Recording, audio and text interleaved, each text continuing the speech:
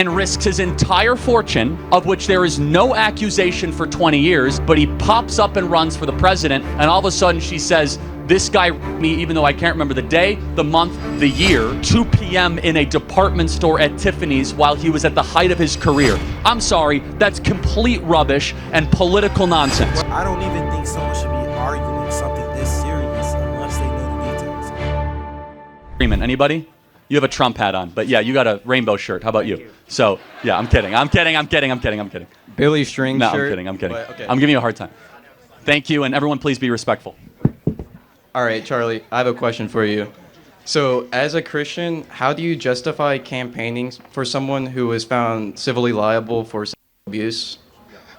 Okay, so, well, first of all, we as conservatives believe that that was like a Moscow show trial. It made no sense. How much about the trial do you know? I've read some of the witness transcripts. Yeah. So the main accuser is a woman by the name of E. Jean Carroll. Yeah, exactly. And she said the following: "A rape is sexy." She said that on air, right? She couldn't remember the time, the date, or the year that the incident happened. And even Anderson Cooper said this is not a credible witness that should be taken seriously. To start this video, I just want to say this: it's a little hypocritical to be on one side of the spectrum that says we should leave religion out of politics. We should leave religion beliefs out of politics. That has no place, because that's a leftist talking point.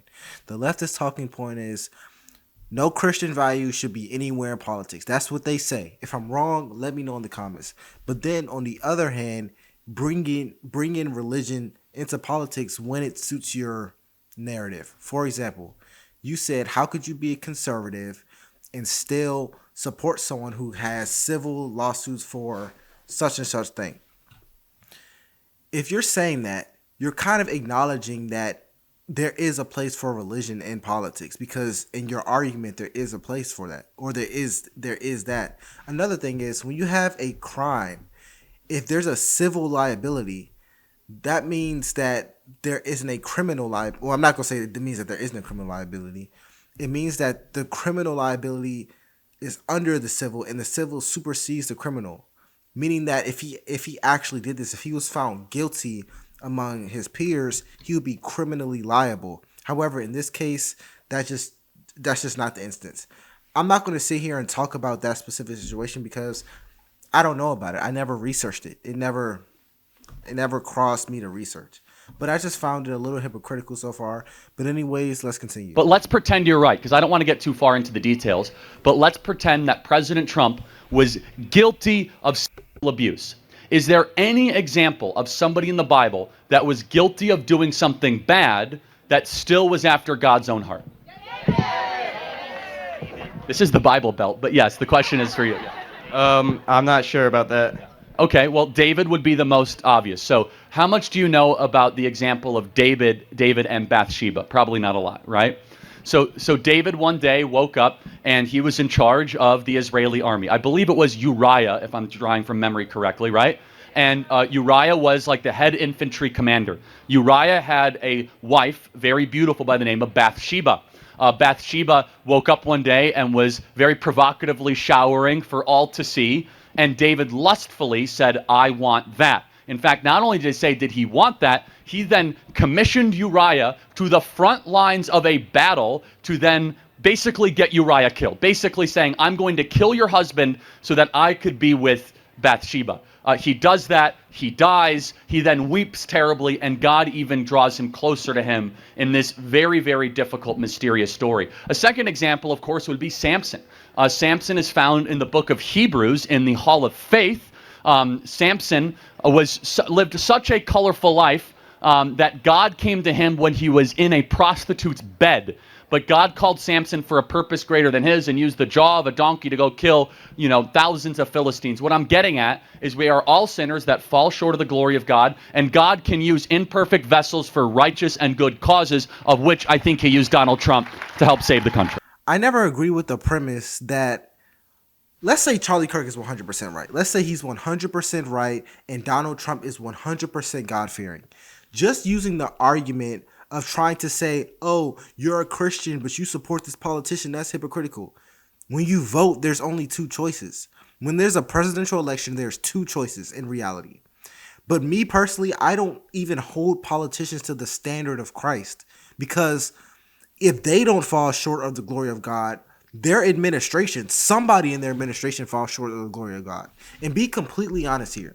Do you guys honestly believe that every single person in the Trump administration is God-fearing and they've lived through the will of God? No. The same way everyone in the Biden-Harris administration didn't live through the will of God. And there are people on the other side who do live through the will of God, and there are people on this side who don't.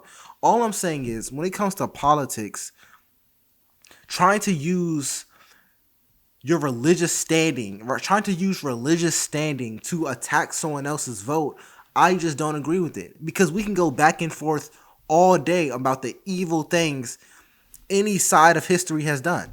Let's be honest. We can go back and forth about everything someone has done that's outside the glory of God. Having a kid out of wedlock, automatically outside the glory of God. Something like that. Eating bacon, pork, outside the glory of God. Do you guys get where I'm getting at? Trying to use religion to say, oh, you're a conservative and you support Trump. Okay. There are conservatives that don't support Trump. I mean, there are Christians that don't support Trump. There are Christians that do support Trump. There are Christians that do support Kamala Harris and who don't support Kamala Harris. We all fall short of the glory of God. I don't care what side of the spectrum you're on. That's just human nature. So you said that. So you think the court case was a witch hunt? Yes, I think that case was absolutely a witch hunt. And so were the jurors, specifically the ones who found him liable, were they part of that? Well, so it's very important that this was a civil case, not a criminal case. This never reached the threshold where any criminal prosecutor wanted to bring this because they thought the evidence was so shoddy. But yes, the jurors got this wrong because they were all suffering from Trump derangement syndrome. Really? This was a New York City-based jury, and of course who picked the jury? They were New York City based. Well, yeah, but who picked the jury? Well, Trump's lawyer. Well, no, that's not true. They have input on the jury selection. But they get 3 strikes. Those strikes were used. The judge was hardly fair. Again, I'm happy to go into all the individual minutes, but let's use reason. Can I be a little provocative on this for a second, guys? Okay. And I'm gonna try to prove you wrong using a little provocation, and I'm gonna be politically incorrect. Is that okay? All right. Trigger warning. Okay. So let me understand this. Here is the world's wealthiest man. One of the world's wealthiest men, worth like $10 billion. He's got a show on the NBC Apprentice. He's literally married to a supermodel. He can have any woman on the world. And I'm supposed to believe at 2 p.m.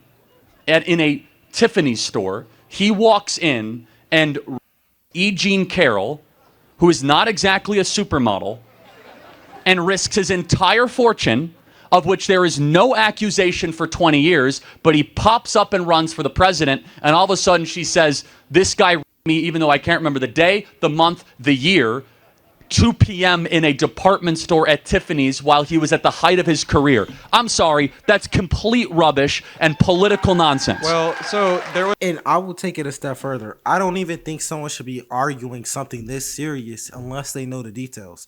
This is why when I get on videos, and people criticize me for this before, if I don't know something, I don't say anything about it. And it's not because I want a virtue signal. It's because this is a very, very serious thing. And if something is this serious and you don't know about it, don't speak about it. For example, this student came on and brought up essay charges against Donald Trump. However, he doesn't know all the details about this case. He doesn't know how they select the jury. I don't even know if he knows the difference between a criminal and a civil investigation in a lawsuit. And I'm not trying to shame the student. That's not what I'm trying to do, because we all don't know things. We all fall short in some shape or form. But if you don't know about it, why are you using this argument to defame Donald Trump? If you don't agree with his policies, that's one thing. But trying to bring up a lawsuit that you don't understand is just kind of low to me. But let me know what you all think. There was a law in New York up until 2022, before 2022, or during 2022, there was a law passed called the Abuser, I can't remember the name, Protection Act or something like that.